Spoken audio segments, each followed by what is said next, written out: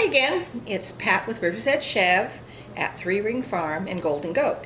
Anyway, today I'm going to make some chicken broth to make some chicken noodle soup in a day or so. I'm going to be doing this in a couple of steps so that it goes easy. I'm going to have a whole chicken here that's been trussed up so that it'll hold together really well. I have 2 heads of garlic that I have peeled and sliced, 2 nice sized carrots, a stalk of celery, half of a nice sized onion, a teaspoon and a half of salt, and a teaspoonful of peppercorns.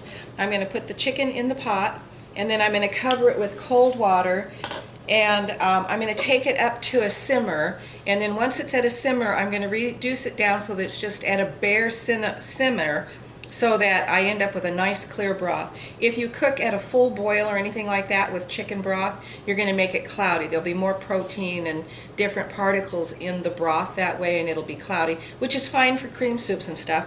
But I want to have a really nice clear broth for this because I'm going to be making chicken noodle soup, and I like for the broth to be nice and clear with that. Anyway, I'll get started here. It'll go really quick because I've already trussed up the chicken and chopped up all of these other things. So let's get this into the pot.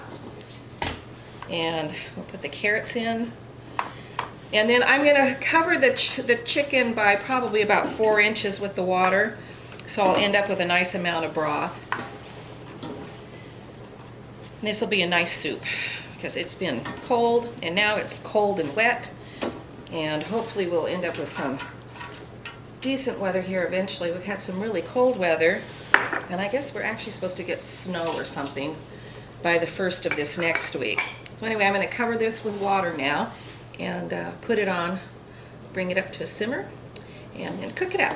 That was probably about a 4-pound chicken. It was a Foster Farms chicken, whole chicken, and it should cook up pretty quickly, but I'm going to just let it simmer until it's completely done, and then when I am done cooking the broth, what I'll do is I'll strain it so it'll not have any of the aromatics in it that I've put in it to cook with.